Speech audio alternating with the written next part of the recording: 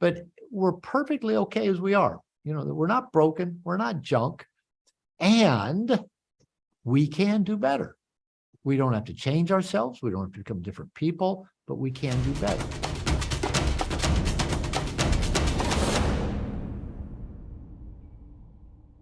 So I want to talk with you guys about just doing better. Now, I get asked a lot by guys who read No More Mr. Nice Guy and just say, well, you talk about we shouldn't try to become better to please other people, but we're okay just as we are, but if we're okay just as we are, why would we change? I mean, it can be confusing. And I actually got an email this was just actually a couple of weeks ago, and I want to read the email to you because it really tees up what I want to talk with you about around this theme of doing better, because that's a core theme of Integration Nation. So here's the email I received. It says, I'm a 23-year-old former nice guy. I'm thinking, fantastic, at 23, he shed the nice guy syndrome. I'm 67. I've been working at my nice guy shit longer than he's been alive. I'm still working on it, but I actually really smiled when I saw that. I love that. He says, former nice guy, thanks to your book. Words cannot describe how thankful I am for the book, No More Mr. Nice Guy. However, I don't understand a particular segment, particularly when you say that an integrated man, quote, likes himself just as he is, unquote, and that he should, quote, not change himself for the approval of others, unquote. This is confusing for me because I'm considering quitting a gaming habit, which I have deemed is unhealthy. I've been a gamer since I was 6, and it's difficult to quit. However, as time progressed, I've come to realize that the people in gaming circles are not the kind of people I want to be around. Not only that, but the content of the games is very often violent and barbaric. In other words, I'm quitting games to become a better person and to become more respected by others. So the 2 lines I mentioned at the beginning kind of put me at odds. Should I double down on game development and like myself for being a gamer, game developer, even though I see many flaws in it? Or should I change my gaming habit into something I see as more respectable, which is what your book advises against? Got a question mark. An integrated man liking himself just the way he is prevents him from seeking to change himself, even if he sees that he's flawed in some way, question mark. Or am I misunderstanding? Isn't a path of self-improvement the right thing to do? I would really appreciate an answer. Thanks again, Doc. Wishing you and the Gloverhood all the best. I got this before we launched. All right. Maybe you could relate to the question because there's some really kind of, and sometimes I love it on Q&A calls. Guys will come on. So, Robert, I found a contradiction in what you teach and what you say. And I always tell them, actually, nobody's ever found one yet. Yeah, maybe because I get to redefine what they call a contradiction. But, in some situations, I might give somebody the advice, you need to go read more books. And I might give somebody else the advice, you need to stop reading so many books. And somebody will say, that's a contradiction. Well, it's context. Okay. Everything has a context to it. And this may sound like there's some contradictions here, but here's the context.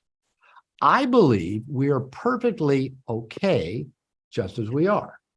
Okay. We're perfect, right? We're not broken. We're not flawed.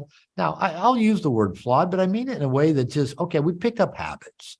And sometimes we do things that we could do better, right?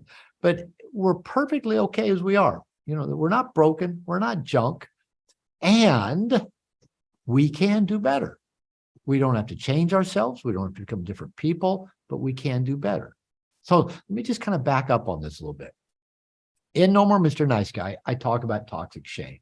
And I talk about how toxic shame is the inaccurately internalized beliefs about ourselves. Like I say, they're inaccurate because when we were just a few weeks old, few months old, few years old, we didn't have the thinking part of our brain online, only the emotional part of our brain, the amygdala, the brainstem, the fight, flight, freeze, the survival part was online.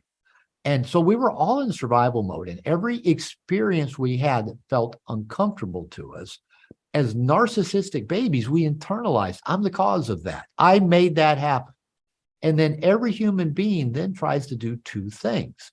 They try to do something with that immature mind to try to make those bad feelings go away, right? If we're hungry and we don't get fed, we're cold and we don't get bundled up, we have a tummy ache and we don't get burped, if we poop in our diaper and we don't get changed, if mom and dad are fighting, if they neglect us, if they shake us, if they're mean to us, if they smack us, if they yell at us, all of that gets internalized. That I caused that, I'm bad, right? So we try to make those bad feelings go away. And the second thing we try to do is try to change whatever we did that caused that stuff to make it never happen again, right? To avoid those uncomfortable feelings in the future. This is grounded in what's called toxic shame. I'm bad. I'm fundamentally flawed. There's something wrong with me. Well, as little babies, there was nothing wrong with us. We were just being little babies. And, we just grew up to be adults where there's still nothing wrong with us. We inaccurately internalized there must be.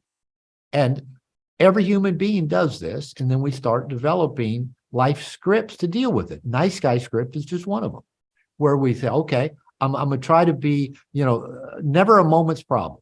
I'm going to avoid conflict. I'm not going to upset anybody. So nice guys, the script we develop to deal with the toxic shame, I'm not good enough, I'm bad, I'm defective, I'm unlovable. The two things we try to do is, number one, we try to become what we think other people want us to be. Giving, loving, pleasant, generous, kind, all the things we think they want us to be. So we become chameleons. We're always checking. What are they going to want? Well, what will make them happy? The second thing nice guys do is we try to hide anything about ourselves that we think might get a negative reaction from somebody else. And the primary things that nice guys tend to hide is our wants, our needs, maybe our judgments, our sexuality. We hide that because we think other people will respond to us negatively. Hey, I'm Dr. Robert Glover. In case we haven't previously crossed paths, I'm the author of No More Mr. Nice Guy and the founder of Integration Nation, a worldwide community for men.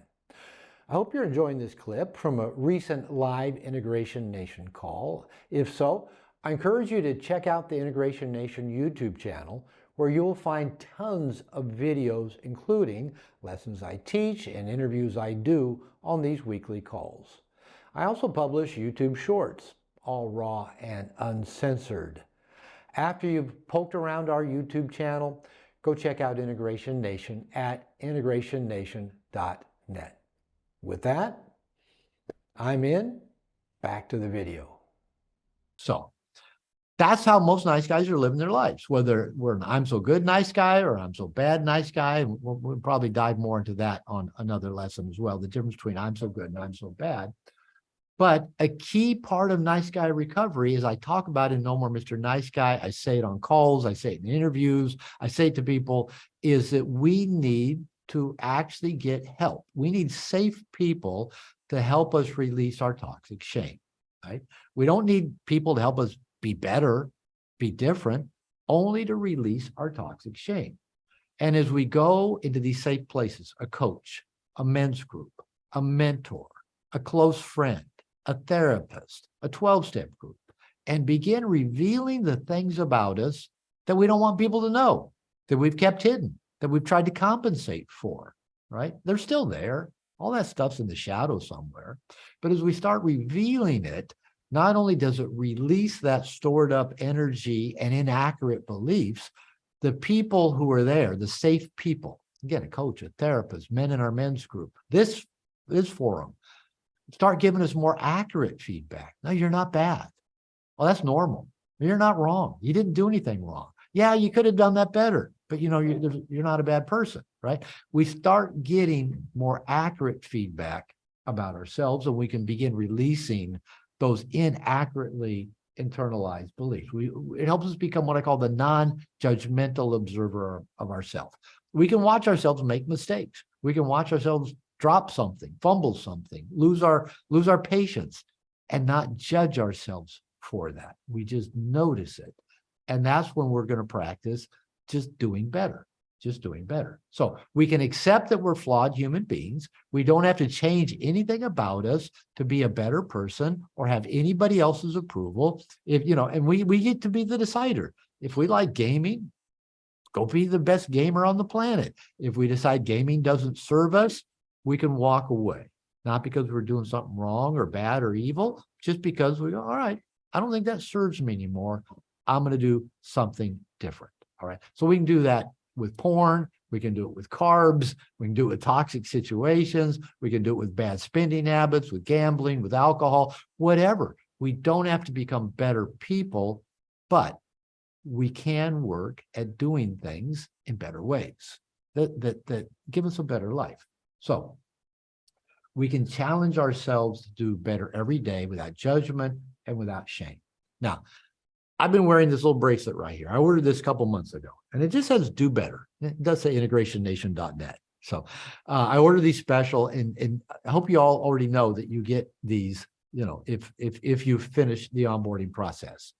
So I've been wearing it for a couple months, and it just says "Do Better," right? And every time I drop something, I take a breath, pause, go, all right, how could I have done that better? And usually I could have slowed down, paid more attention, not carried so much. If I lose my patience, I can just again ground, breathe. How could I have done that better? I could have listened better. I've seen improvement in my life in many ways. I've seen my relationship with my wife improve. I've been working my ass off for months now. My wife told me late one night, she says, "You see Henrik," that's my tech assistant. You talk to Henrik more than you talk to me. And I just said, "You're probably right." So, but my wife has handled it well. She knows I'm doing something important. I'm making a difference in the world. She's on an airplane to Cozumel right now to go to a salsa festival. She's sending me loving messages because she knows I'm on this call. But I've noticed that as I've been wearing this bracelet, I give her more of my attention and my time. I pause. I listen. I'm more patient. I'm more conscious of giving her love in her love language, the way she feels loved and valued by me. Okay. Now, I can get her first class plane tickets. I can put her in Lululemon. I can give her a nice car to drive, and she likes that, but it's not how she feels loved, right? There's other ways that require more of my presence and focus to make her feel loved. And just wearing this little band has made me more aware of that and more conscious. So even my relationship has gotten better just from this. So we're going to keep talking about how to get these. And actually, we're kind of in the middle of changing horses in the middle of the stream. I was talking to my granddaughter last night about how to get these to you. And I think we're going to change the plan. So that's just a preview. We're going to let you know in the next few days. But I want all of you guys to get these Do Better bracelets. So it just reminds us we don't have to become better people. We don't have to change anything about ourselves, but we can do better. We can be good men doing better. And as we do this, it lets us live our best life. It lets us be happy motherfuckers. It lets us have better relationship. It lets us put a dent in the motherfucking universe just by doing better day in and day out.